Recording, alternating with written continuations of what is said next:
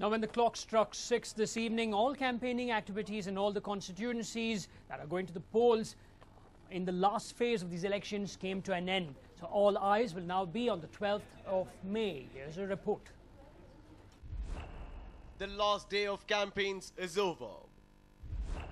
Fingers remain crossed after curtains come down. 3 states, 41 constituencies, 601 candidates in the fray.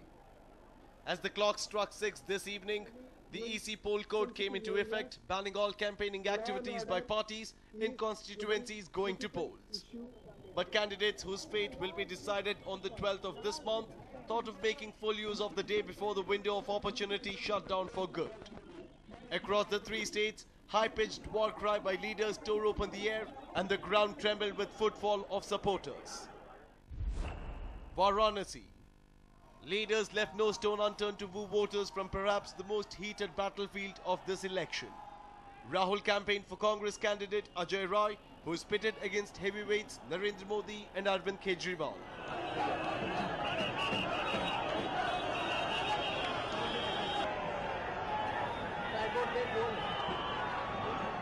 After BJP and Aam Aadmi Party displayed their popularity by pulling massive crowds, today it was the Congress's turn.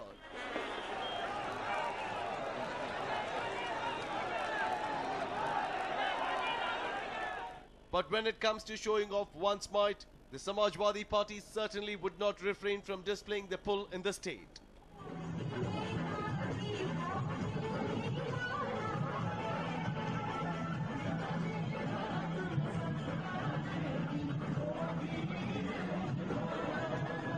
Both parties managed to pull in massive crowds, both on a mission to prove that they were second to none in gathering supporters.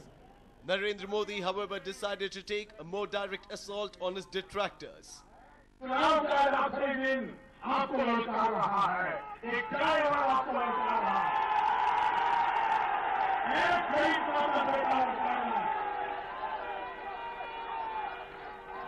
Madam Sonia ji, किसानों को बिजली मिले, घरों में बिजली मिले, अगर ये नीच सोच है तो मुझे मेरी नीच सोच मंजूर है।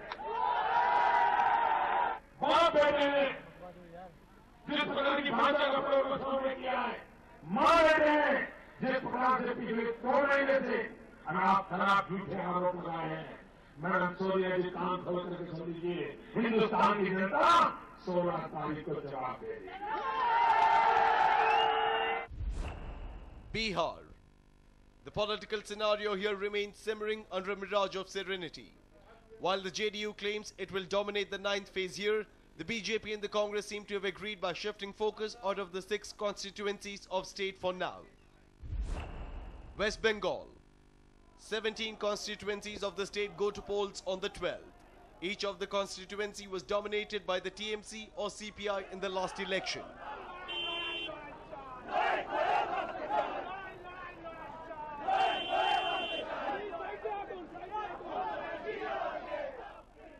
And if election pundits are right, then this time too it could be a thumping victory for Mamta Didi.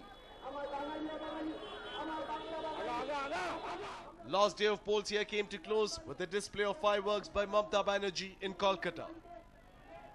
The last day of campaigns ends, and with it comes an eerie silence after close to 1.5 months of hectic campaigning by political parties. What lies ahead now is an anxiety-filled wait till the 16th. A News9 report.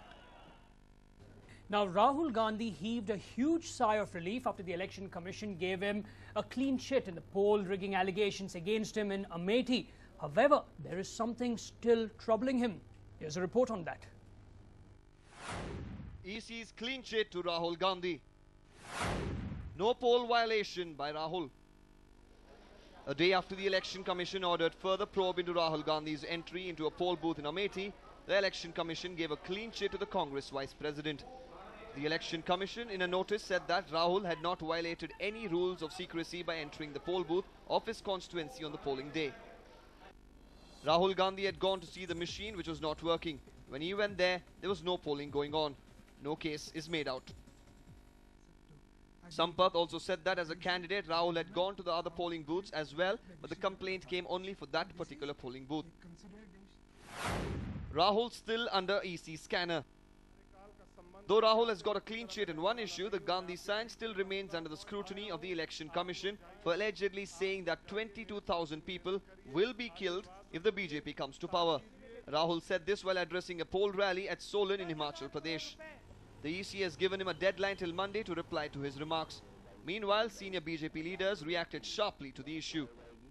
ये बयान जो है वो शुद्ध रूप से समाज में बिखराव पैदा करने, समाज में टकराव पैदा करने और सांप्रदायिकता के आधार पर वोटों के ध्रुवीकरण की कोशिश थी और कहीं न कहीं चुनाव में सांप्रदायिक मोड़ देने का षड्यंत्र था और इसकी हमने शिकायत की थी। चुनाव आयोग ने इसमें कार्रवाई शुरू की है, उस स्वागत योग्य है। You see, the speech given was on 1st of May, where he declared 22,000 people will die if Mr. Modi becomes the Prime Minister. Now, logically, this question remains that from where did he get the figure of 22,000? Is there a plan which he knows of? And is he party? I mean, it's a serious criminal charge, basically. And the action should have been taken immediately. On 10th, if you issue a notice, that is politically worthless for the opposition. After the final campaigning came to an end today, now all eyes are on May 12th and May 16th. Though it has been declared that Rahul has not violated any code of conduct by entering the poll booth, it still remains to be seen as to what reply the Congress Vice President will give to the EC on Monday. A News9 report. Now, Rahul Gandhi was not just welcomed by a huge crowd in Benares. There was something else that was special that waited to welcome him. Here's a report. Take a look at these visuals. Yes, these are the relatives of Bismillah Khan, the music maestro. If you're wondering what the occasion is, well, we'll tell you. Like we told you, the Gandhi sign made a clever move by kick-starting his rally from a Muslim-dominated area of Golgadda. And there, he was given a grand musical welcome by the late maestro's son, Zameen Hussain Bismillah. Politicos have been thronging to the late Shehnai maestro's grave to pay respect. But the kin of Bismillah Khan have time and again complained that they remember him only during the time of elections. But today they were seen wearing Congress scarf and playing the Shehnai for the Shehzada. We were lost in our music. People came and draped them around. We welcome Rahul to Banaras and we will never take political sides. Khan Sahib taught us music is beyond politics. Though they refused to have any political lineage, this led to a lot of speculations. And why? Well, let us rewind a little and tell you that BJP had approached Bismillah Khan's family to be the proposers for the party in the holy city. But the late maestro's family had staunchly opposed to do so by saying that their father was never into politics and they want to stay away from politicos. However, like we told you, they were seen wearing Congress scarves, which they said the Congress supporters put on them. They were heard playing Mahatma Gandhi's favourite bhajan, Raghupati Raghav Raja Ram. And all this was happening with a huge portrait of the late maestro in the backdrop. So even as there were speculations of this being a political move, Bismillah Khan's family rubbished all the speculations and said that it was nothing political. If Narendra Modi or Arvind Kejriwal had asked us, we would have played for them too. We don't politicize music. So yes, the Gandhi sign got a Shehzada-like welcome. With so much transpiring on the most high-profile battleground, let's just wait for the big day to see whether all this political drama will actually pay off. A News9 report. Now, yoga guru Baba Ramdev has been sued for his derogatory remarks on Rahul Gandhi and Dalits for a whopping, you wouldn't believe it, but 1,000 crore rupees. An NGO in Ahmedabad filed a civil defamation suit against Ramdev seeking damages worth about 1,000 crores. Now, the yoga guru landed in a controversy last month when he said that Rahul visits Dalit houses for picnic and honeymoon. The application has been filed by Ratna Vora, the president of the NGO Ambedkar Karwan, before the civil court in New Delhi. Now, justifying the demand of 1,000 crore rupees, the application says that Ramdev's remarks were defamatory for the entire Dalit community. Now, the applicant stated that as there are approximately 28 crore Dalits in this country, as per the census, Ramdev must be made accountable to pay the damages to the entire community.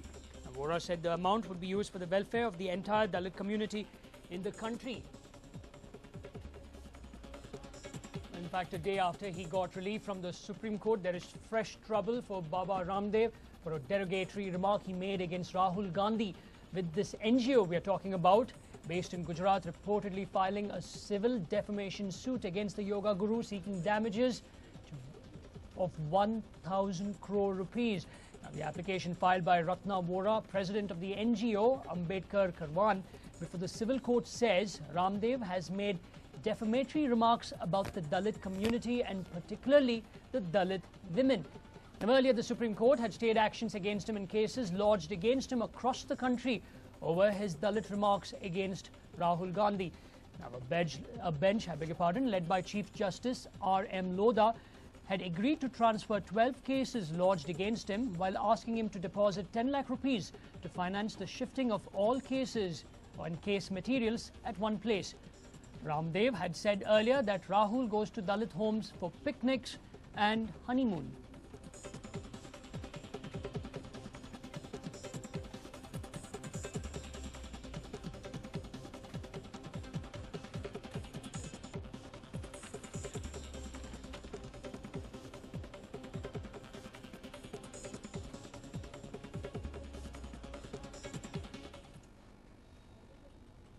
Now, those were the top election stories of the day, but before we leave you, we have some good news, especially for you Bengalurians. The final of the IPL T20 tournament will be held right here in Bengaluru at the Chinnaswamy Stadium.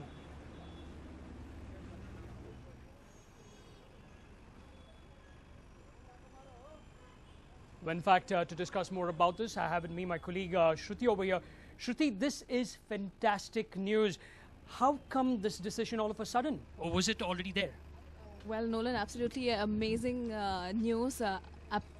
Bangalore fans will be very happy. However, Chennai fans are left disappointed because, well, this came after a feud between Tamil Nadu Cricket Association and the Municipal Corporation. Now, 4 matches had to happen at the M.A. Chidambaram Stadium. However, Tamil Nadu Cricket Association has not been able to conduct any of the matches in their stadium, and every match that had to happen there has been shifted to some other venue. Now, the finals being held in Bengaluru comes as a great news for Bengalurians and Bengaluru crowd.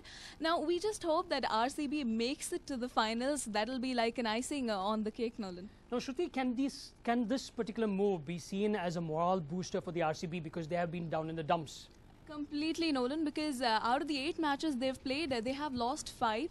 However, they've played 2 matches on home turf, out of which 1 they have won. So, and also the captain of the RCB team, Virat Kohli, has always said that Bangalore crowd is one of the best crowds in the world.